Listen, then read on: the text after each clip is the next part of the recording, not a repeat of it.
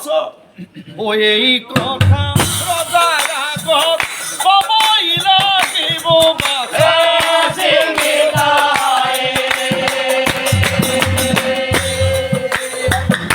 নহলে মহাৰাজে বিপদে পৰিব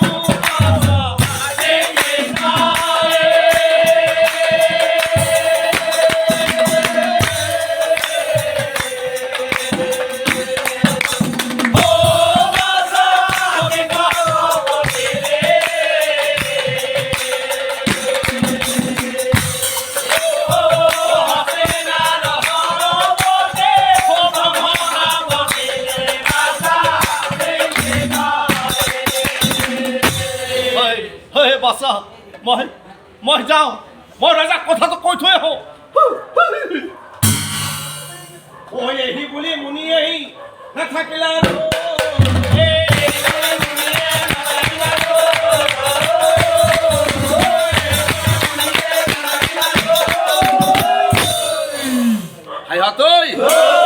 উপস্থিত হলা পিছে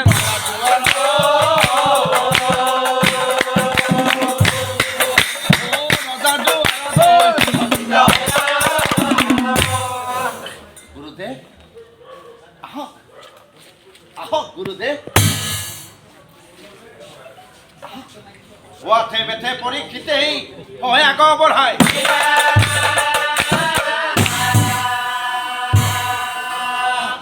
ৱাথে বেথে পৰীক্ষিতেই হয় আগ বঢ়াই অ চৰণ ধুৱাই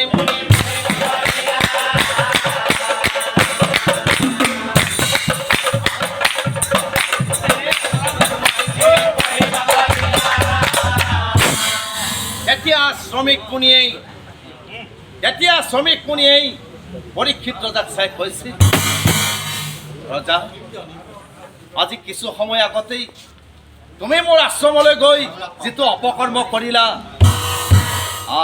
আচলতে মই তোমাক বেয়া পোৱা নাই কিয় জানা ৰজা তুমি যিটো অপকৰ্ম কৰিলা সেয়া তোমাৰ নিজৰ জ্ঞান বিবেকেৰে তুমি কৰা নাই মাত্ৰ তুমি কলিৰ প্ৰভাৱত হে কৰিছা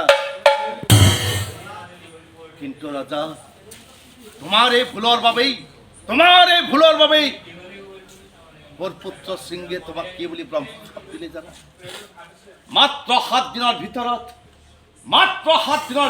দক্ষক নাগে দংশন কৰিব তোমাক দক্ষক নাগৰ বিষৰ জ্বালাত মৃত্যু হ'ব আৰু এই ব্ৰহ্মশাপ কেতিয়াও খণ্ডন নহ'ব কি ক'লে গুৰুদেৱ কথা শুনি পৰীক্ষিতেই ইমান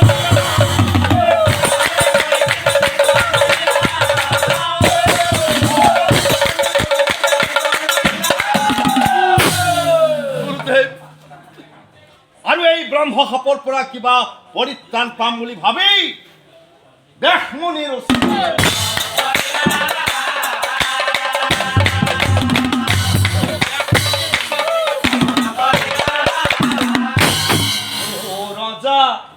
পৰীক্ষিত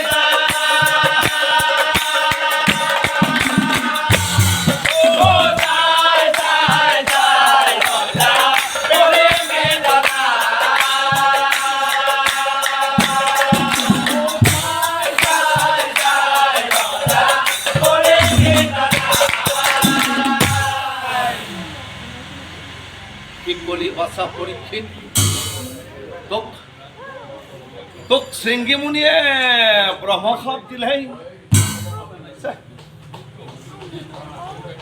কথা শুনি বেয়া দেৱৰ দুখ লাগি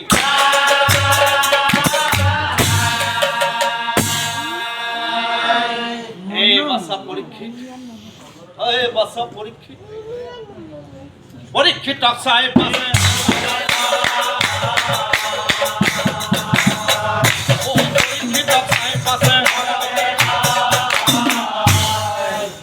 পৰীক্ষিত দুখ নকৰিবি এই পৃথিৱীত কোনো মনুষ্যই চিৰদিনৰ বাবে জন্মগ্ৰহণ কৰা নাই এই পৃথিৱীত জন্মগ্ৰহণ কৰিলেই মৃত্যু এদিন নিশ্চিত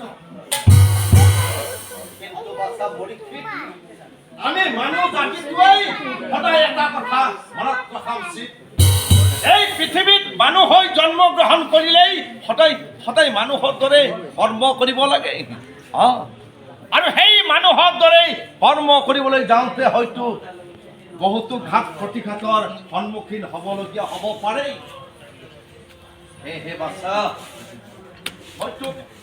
মইতো এটা কথাই কওঁ যদি জীৱনৰ ৰং লুকা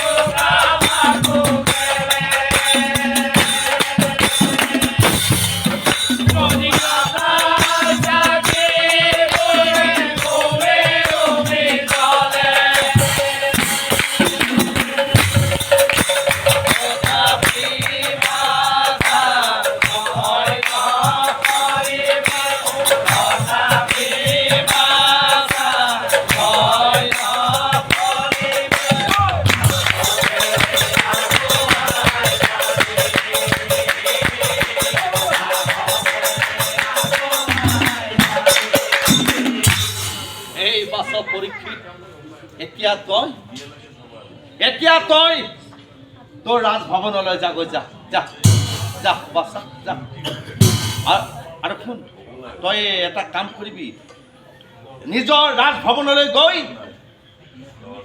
সেই মন্ত্ৰীগণৰ হতুৱাই শুকদেৱক লগত লৈ তই সেই গংগা তীৰলৈ যাবি আৰু সেই গংগা তীৰত বহি শুকদেৱক ভাগৱত শাস্ত্ৰ পঢ়িবলৈ দিবি আৰু সেই ভাগৱত শাস্ত্ৰ তই একান্ত মনে শুদ্ধভাৱে শ্ৰৱণ কৰিবি মই কিয় কৈছো জানা সেই ভাগৱত শাস্ত্ৰ যদি তই একান্ত মনে শ্ৰৱণ কৰা তেতিয়াহ'লে তোৰ মনত থকা সেই ভয় শংকা মানে সেই সৰ্প ভয় এই সকলোবোৰৰ পৰা তই পৰিত্ৰাণ পাবি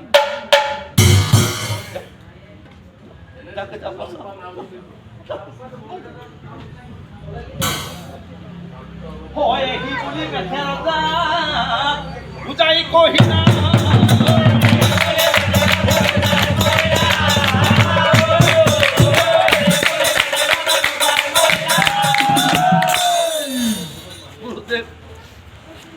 গুৰুদেৱ মেষক প্ৰণাম কৰি নাই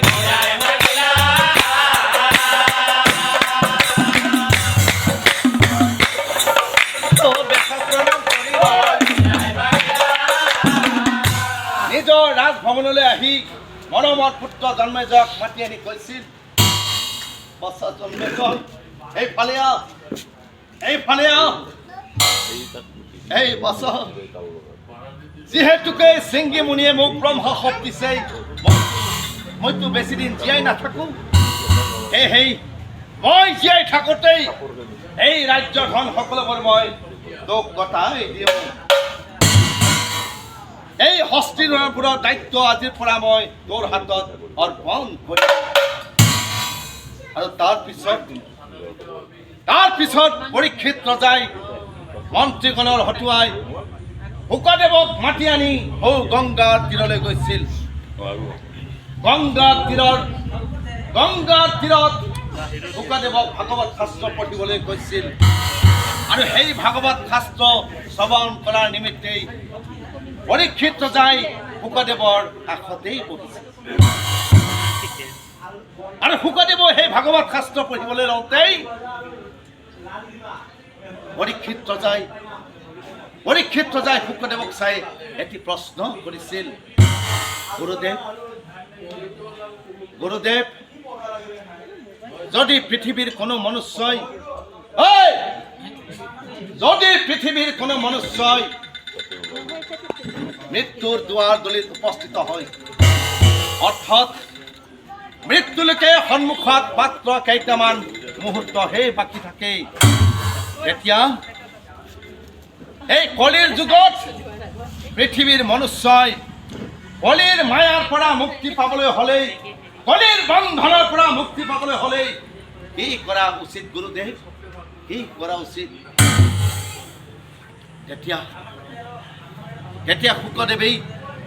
তেতিয়া শুকদেৱে আচৰিত হৈ পৰীক্ষিত ৰজাক চাই কৈছিল, ৰজা, তুমি ধন্য। তুমি তোমাৰ এই বিপদৰ সময়ত তুমি নিজৰ কথা নাভাবি তুমি সমগ্ৰ মানৱ জাতিটোৰ কথা ভাবিলা। তুমি ধন্য। ও শুকে বোলে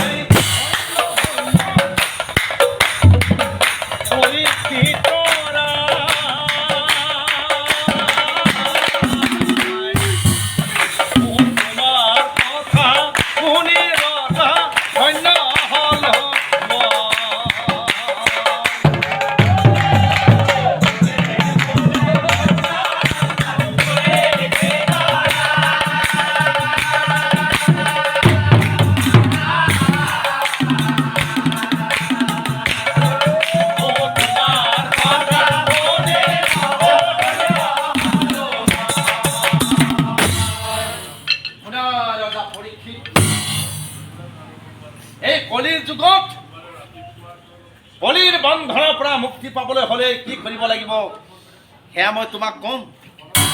আমাৰ এই ভাগৱতত লিখা আছে।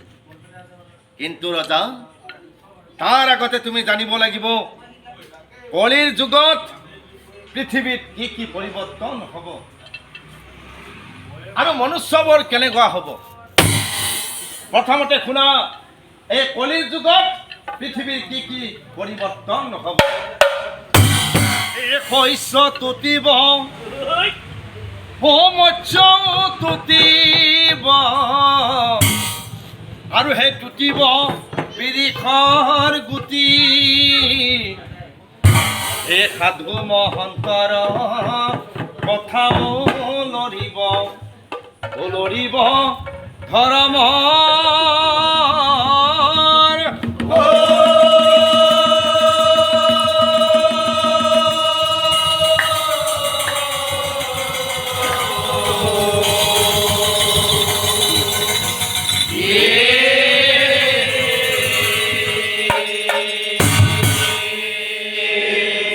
আৰু মনুষ্যগণ কেনেকুৱা হ'ব?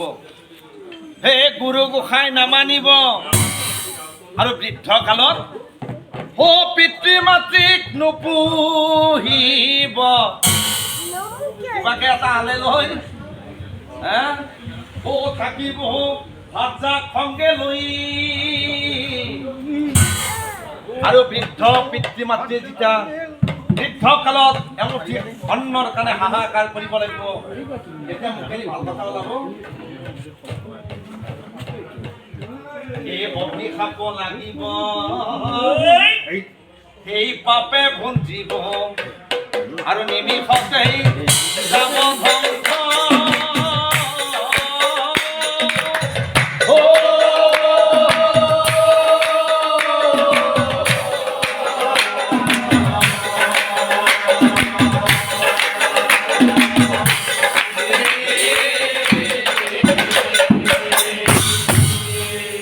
শুনা ৰজা পৰীক্ষিত, কলিৰ যুগত কলিৰ বন্ধনৰ পৰা মুক্তি পাবলৈ হলেই এটাই মাত্ৰ উপায়।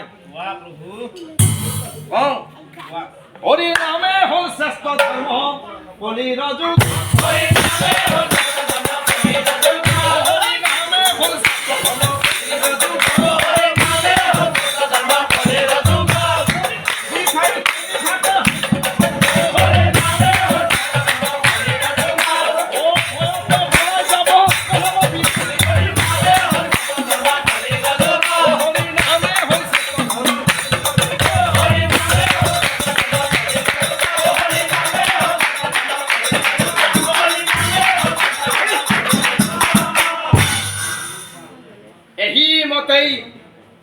এহি মতে শুকদেৱী ভাগৱত শাস্ত্ৰৰ কথা পৰীক্ষিত ৰজাৰ আগত কৈ আছে। আৰু সেই ভাগৱত শাস্ত্ৰ পৰীক্ষিত ৰজাই একান্ত মনে শুনি আছে। আৰু এইফালে কাল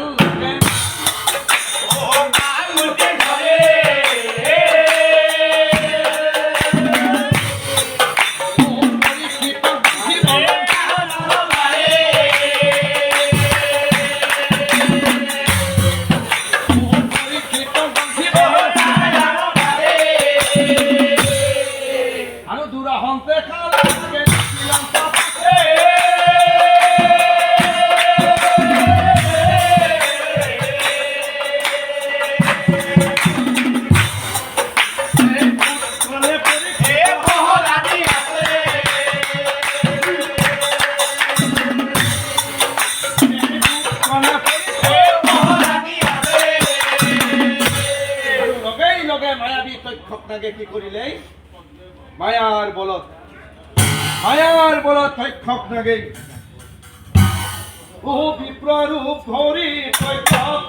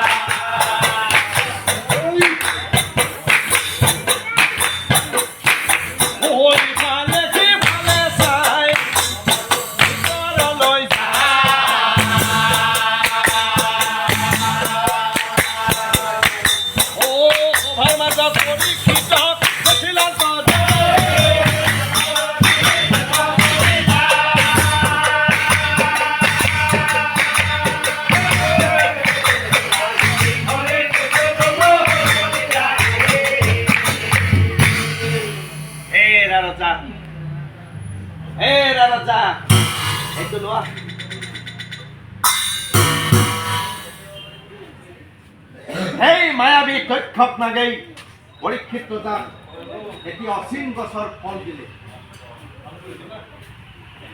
আৰু পৰীক্ষিত ৰজায়ো সেই অসীম গছৰ ফলটি দেখি হাত পাতি ললেই।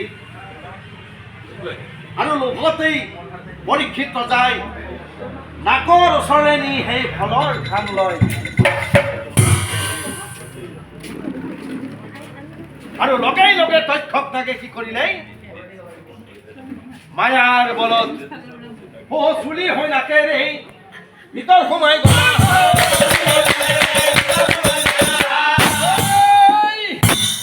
পৰীক্ষিতৰ ব্ৰহ্ম তালে ব্ৰহ্ম তালো